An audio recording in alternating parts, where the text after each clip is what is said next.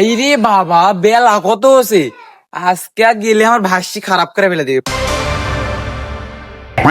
সেই আল্লাহর সকালবেলা আলছি ধান কাটবে, খিদায় আমার জীবন চলে যাচ্ছে, ধান কাটা শেষ হয়ে যাচ্ছে, তাও মিয়ার কোনো ভাত আনার খবর নাই।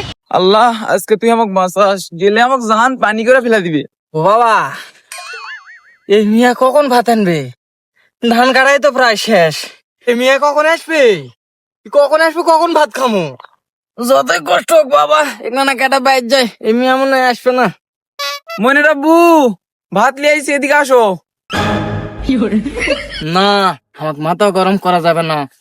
আজকে 100 থেরাপি দেবো। না, এটি আসো মনে রামু, এটি আসো।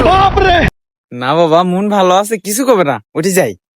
মনে রাব্বু, তো হাত মুখ ধো, আমি ভাত বেড়েছি। কে বলবে ফুটু এত তাড়াতাড়ি ভাত আনেছেন কিশোর? 10 কাটা মাটি কাটা হয়ে গেল, এই সময় কেউ ভাত আনে? আরো পরে লিয়ে আসবিন, কেবল সকাল হলো। ওইভাবে কই না তো, টিকটক করতে এরা দেরি হয়ে গেছে, ওই জন্য ভাত আনতে দেরি হয়েছে।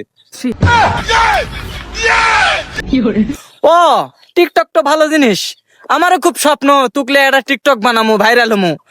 মিয়া 12টার সময় তুমি ভাত লিয়ে আসিন, 10 কাটা মাটি কাটা শেষ হয়ে যাচ্ছে, এই সময় এলাও আমি আর তুমি একটা টিকটক করে ফেলা দিলাও। আজকে টিকটক করে টিকটক হবে না মিয়া।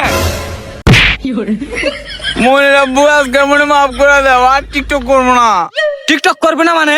আজকে থেকে টিকটক করা শুরু করছি, করবে না মানে? মিয়া তো খাবে।